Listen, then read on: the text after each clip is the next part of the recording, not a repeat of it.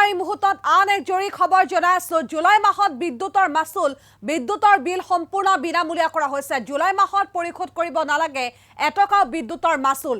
300 unit বা তাতোকৈ কমকৈ যিসকল ঘৰুৱা বিদ্যুৎ ব্যৱহাৰকাৰী আছে তেওঁলোকৰ বাবে এই মুহূৰ্তত জৰুৰী খবৰ।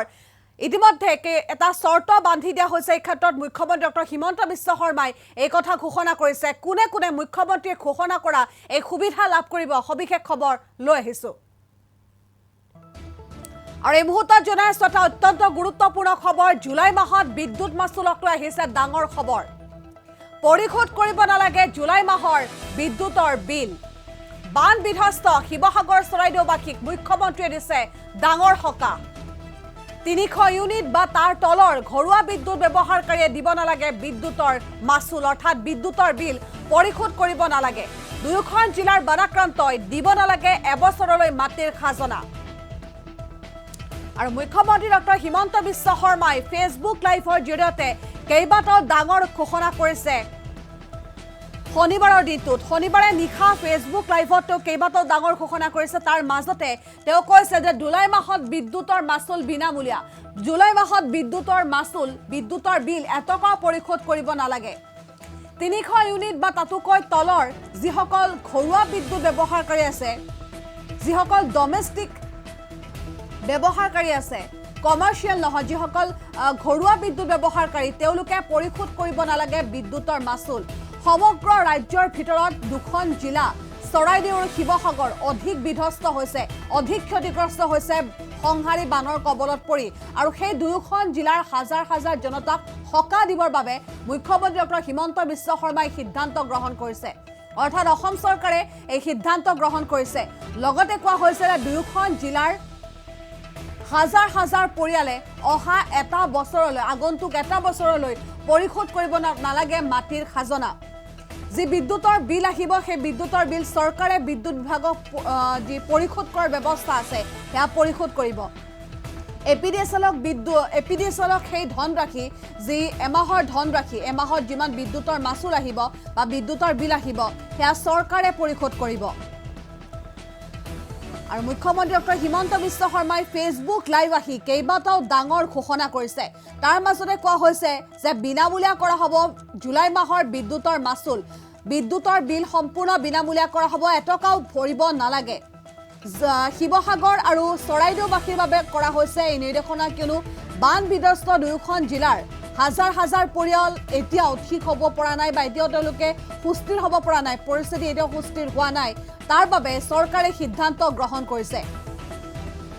আৰু কেৱল বিদ্যুতৰ মাচুলেই নহয়, অহা এটা বছৰলৈ তেওঁলোকে পৰিশোধ কৰিব নালাগে মাটিৰ খাজনা।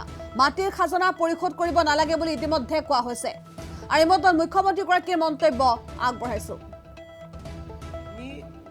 জুলাই মাহত 19 তাৰিখৰ পৰা আমাৰ বানপানীয়ে আমাৰ পৰিৱেশ বিনষ্ট কৰে, মানুহ অৰ্থনৈতিকভাৱে যথেষ্ট জুৰুলা হয়।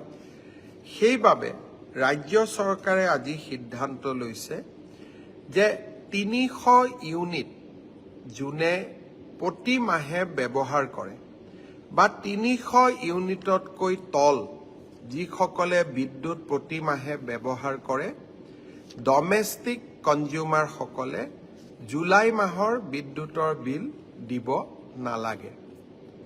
আকৌ এবাৰ মই ৰিপিট কৰিছোঁ যে যিসকল ডমেষ্টিক আৰু জীৱনধাৰা উপভোক্তাই 300 ইউনিট পৰ্যন্ত ইলেক্ট্ৰিচিটি ব্যৱহাৰ কৰে বা জুলাই মাহত ব্যৱহাৰ কৰিছে, তেওঁলোকে আগষ্ট মাহত যিটো বিদ্যুতৰ বিল দিব লাগে, জুলাই মাহৰ বিল আমি আগষ্টত দিওঁ। ৰাজ্য চৰকাৰে সিদ্ধান্ত লৈছে যে এই বিল আমি মুখ্যমন্ত্ৰীৰ সাহায্য পুঁজিৰ পৰা আমি ইলেক্ট্ৰিচিটি বোৰ্ডক আমি পেমেণ্ট কৰিম। আৰু তাৰ পৰিপ্ৰেক্ষিতত শিৱসাগৰ আৰু চৰাইদেউ জিলাৰ ৰাইজে এই মাহত ইলেক্ট্ৰিচিটিৰ বিল দিয়াৰ কোনো প্ৰয়োজন নাই। যিসকলৰ স্মাৰ্ট মিটাৰ আছে বা পোষ্টপেইড প্ৰিপেইড মিটাৰ আছে তেওঁলোককো আমি 300 ইউনিট পৰ্যন্ত যিসকলে ব্যৱহাৰ কৰিছে তেওঁলোকক আমি ৰিলোড কৰি দিম। যাতে তেওঁলোকেও এই ৰেহাইৰ সুবিধা লাভ কৰে। থোৰতে জুলাই মাহৰ বিদ্যুতৰ মাচুল আমাৰ শিৱসাগৰ আৰু চৰাইদেউ জিলাৰ ৰাইজে দিয়াৰ প্ৰয়োজন নহ'ব। সমগ্ৰ বিলসমূহ আমি মুখ্যমন্ত্ৰীৰ সাহায্য পুঁজিৰ পৰা পেমেণ্ট কৰিম। অৱশ্যে 300 ইউনিটতকৈ যিসকলে বেছিকৈ এই ইলেক্ট্ৰিচিটি কনজিউম কৰে তেওঁলোকে নিৰ্ধাৰিত নিয়মতে ইলেক্ট্ৰিচিটিৰ বিল দিব।